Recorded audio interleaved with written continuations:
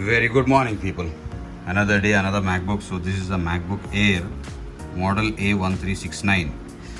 This is the first generation MacBook Air which was launched in 2011 and 12. And the issue we have with this is, let me just show you. I'll just open it. I'll connect the charger, the power supply, green light.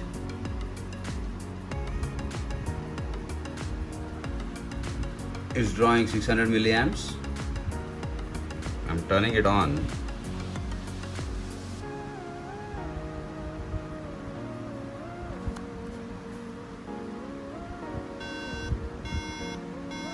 If you can hear, there are 3 beeps coming. Just observe.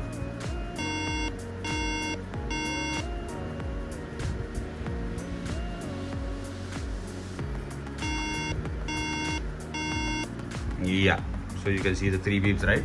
So it is taking proper amperage, 700 plus milliamps. Green light, the battery is fully charged. And the reason for 3 beeps on a MacBook is it might be CPU, it might be PCH, it might be RAM. It might be any of these 3.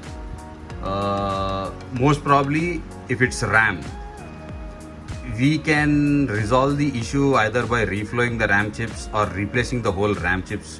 There are about 16 RAM chips on this model.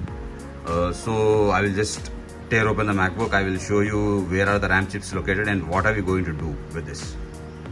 So the logic board is out. So this is the logic board. And RAM on this machine is 1, 2, 3, 4, 5, 6, 7.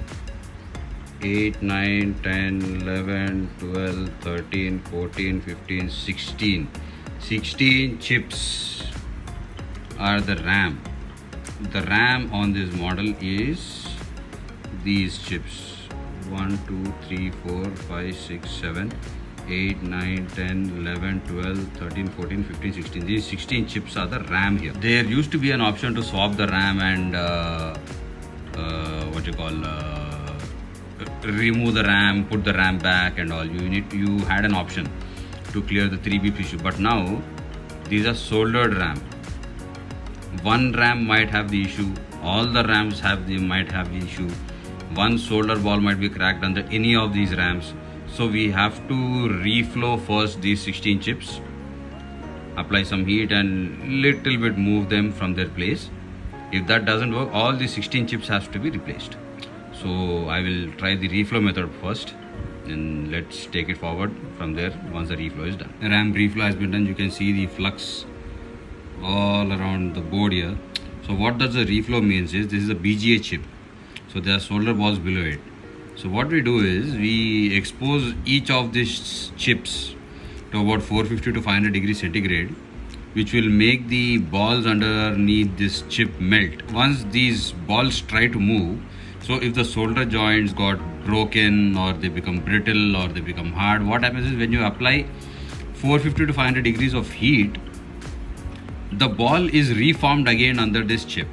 So if you have any issues with regarding to this thing, the issue will be solved. The solder balls issue and everything will be solved. So you can see the solder flux here. So we have reflowed all these chips here. So what I'll do is I will put this back in the machine and see whether this has fixed the issue or not. So I put the board back in the casing. So the board is back. I've connected everything. The LVDS connector, the trackpad, keyboard backlight, the IO flex and everything has been connected. So this is the power adapter. So let's connect the power adapter and see whether the issue has been solved or not. Green light, fan is spinning, 7 and 500 milliamps. There is no battery connected, so it's only 500 milliamps.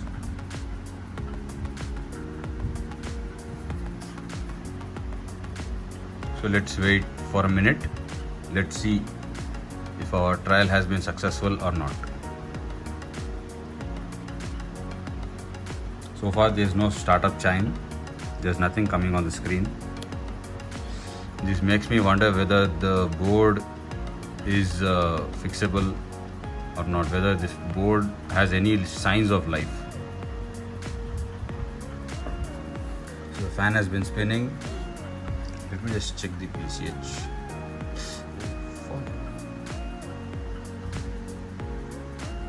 Oh god.